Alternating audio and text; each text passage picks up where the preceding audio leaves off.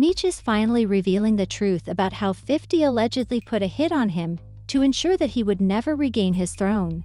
However, Meech is also speaking out about what actually transpired between him and 50, including the betrayal, money moves, and the setup that left him with nothing.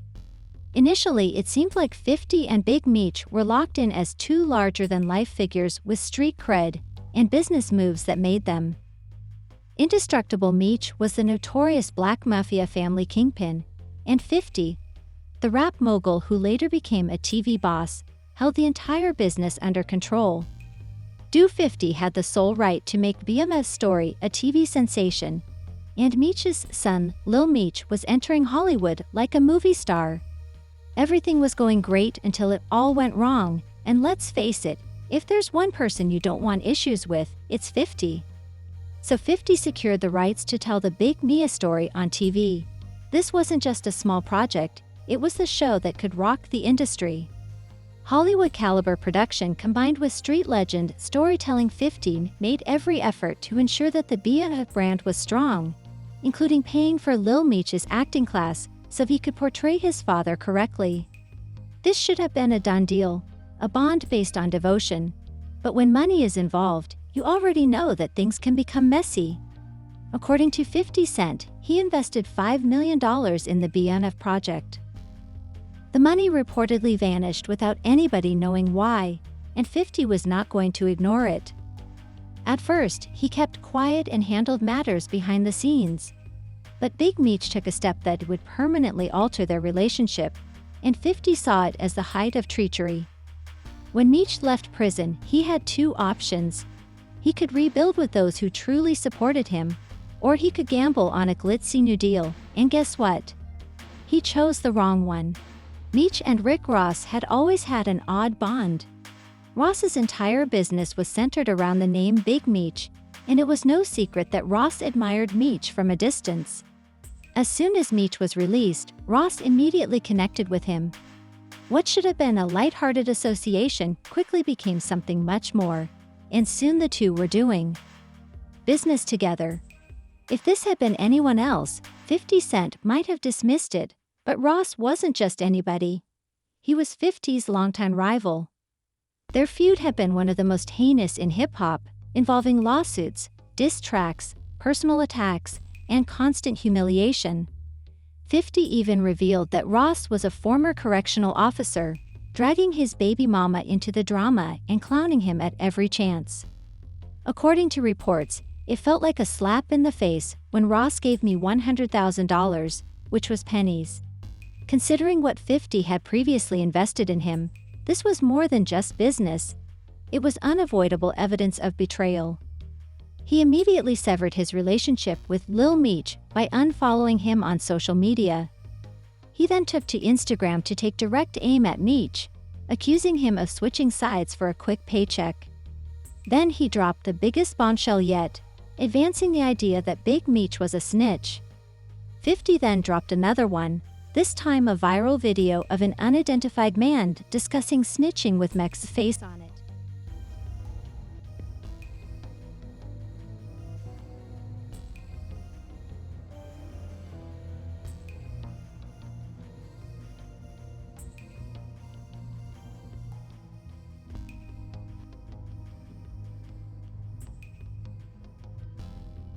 I don't even know what you did for me. Bro, you happy about giving people Nigga, that you know how money? much motherfucking they gave me for that? How much?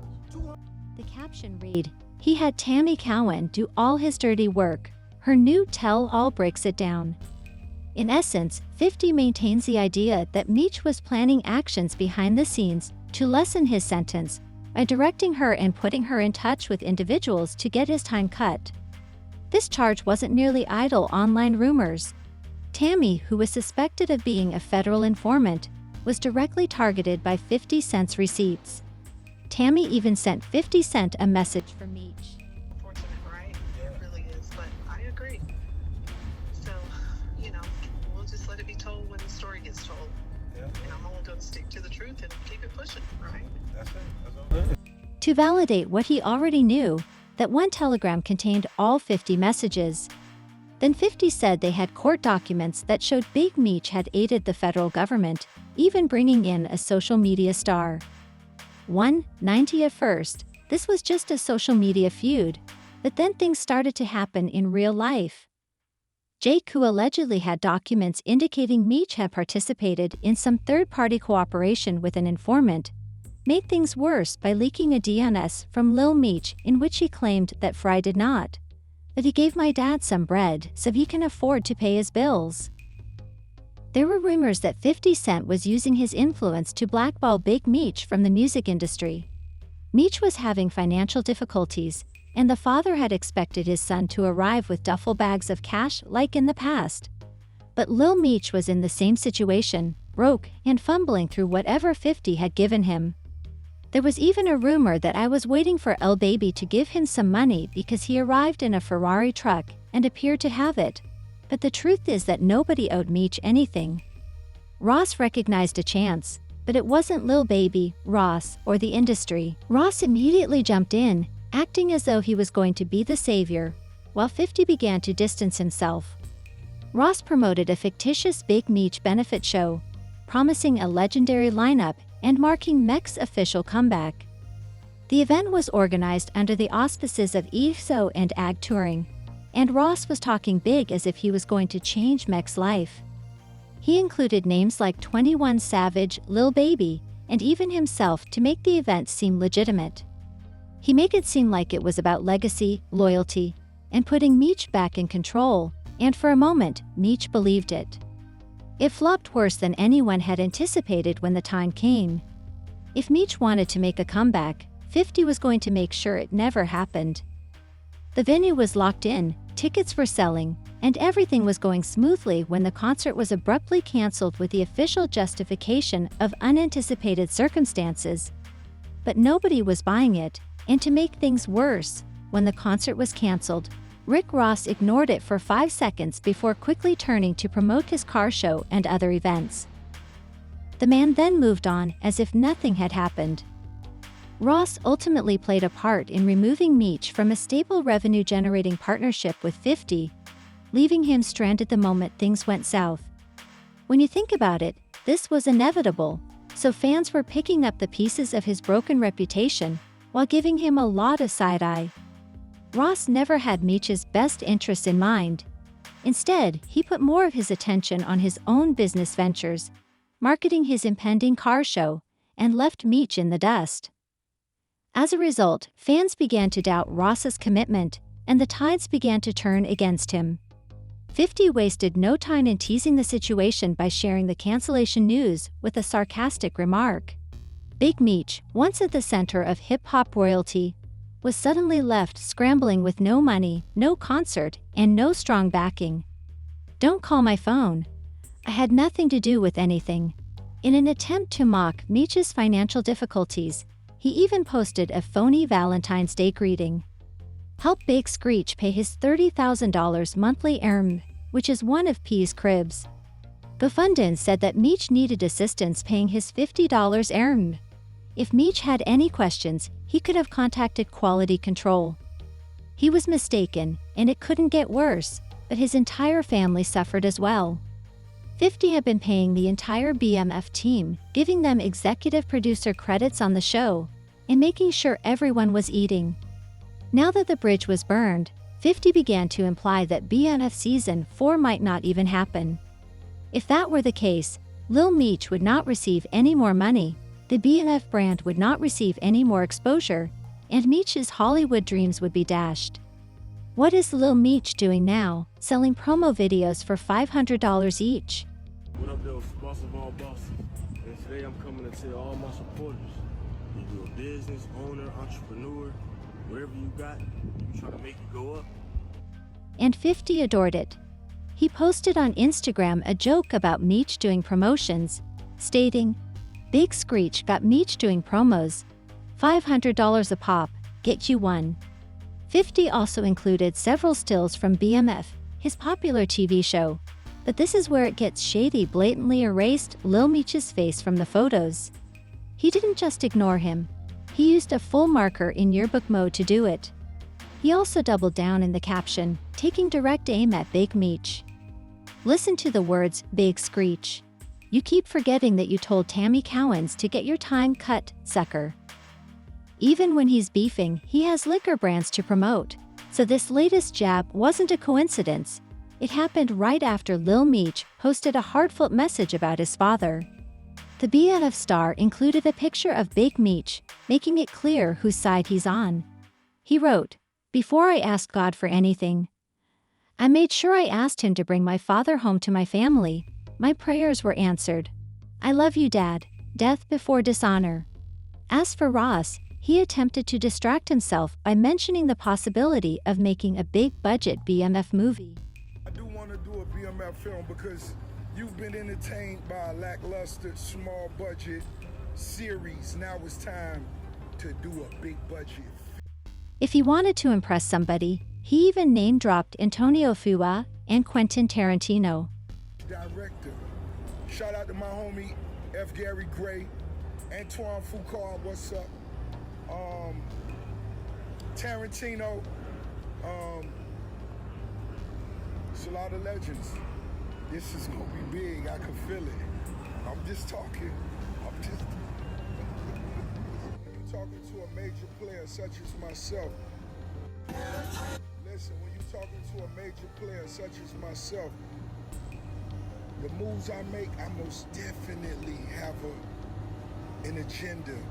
I don't do anything to piss off a little pea. But at this time, no one was paying attention to him. He couldn't even make a concert. So why would anyone think he could make a successful movie? 50 went on, and one name kept coming up repeatedly. In one of his latest posts, Tammy Cowens threatened Meech one more time that the truth will soon be revealed. However, 50 didn't stop there. He also included a screenshot of their purported text exchange in which he asks her directly, "Tammy, did you do Meech?" He said, "I know you were providing information when he was in Jessup Penitentiary," and then went on to say, "This is when the conversation began on how he wished he could tell or give me something to help him get out, but his name couldn't be attached. They would kill him because of who he is. That's when I first told Jack Harvey. Could they give him a 15-year time cut if Meech tells them where the money is?" If calling Meech a snitch wasn't enough, the boss's last step would be to grant him a 50. Went for financial dominance. He allegedly purchased the halfway house that Meech, one of America's most feared crime bosses, is legally required to live in, making sure that Meech pays him rent. Let that sink in. Big Meech, the man who once ran a billion-dollar empire, now has to send checks to 50 Cent just to keep a roof over his head. 50 isn't even subtle about it. In an interview, he reportedly grinned while declaring that business is business. Emma put that ninja on toilet duty, all day cleaning up felons. Big Meech may have been released from federal prison, but he isn't truly free because no matter where he goes, the 50s have him trapped. While some people don't believe this is real, others are raving about how great 50 is, how he has always stood on business, and how this is the best burn I have ever heard. Stop the presses. This story right here is complete and utter bullshit. Meech, it seems, isn't even in the halfway house.